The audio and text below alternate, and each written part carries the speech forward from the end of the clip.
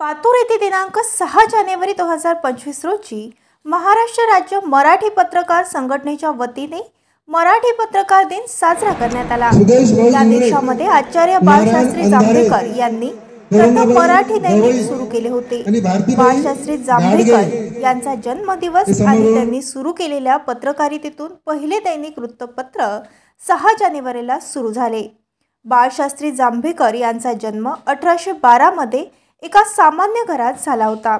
बाळशास्त्री जांभेकर यांचा जन्म सुद्धा 6 जानेवारीला असल्यामुळे तो दिवस मराठी पत्रकार दिन म्हणून सर्व ठिकाणी साजरा केला जातो। बाळशास्त्री जांभेकर यांनी सर्वात पहिले दर्पण या वृत्तपत्राच्या माध्यमातून समाजापर्यंत विचार पोहोचवले आणि ते समाज सुधारक बनले।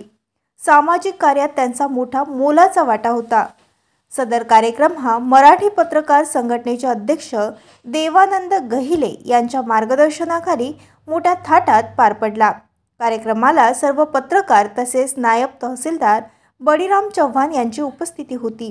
यावेळी प्रमुख पाहुणे आणि महिला मंडळ यांनी दीप प्रज्वलन करून बाळशास्त्री जांभेकर यांच्या प्रतिमेचे पूजन करून सर्वांनी मनोगत व्यक्त केले।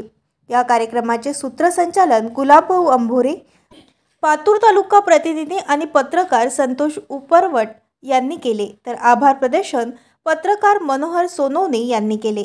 पातूर तालुका प्रतिनिधी गुलाबभाऊ अंभोरे। ताज्या बातम्या आणि घडामोडी बघण्यासाठी महाराष्ट्र मेल या चॅनलला लाईक आणि सबस्क्राईब नक्कीच करा।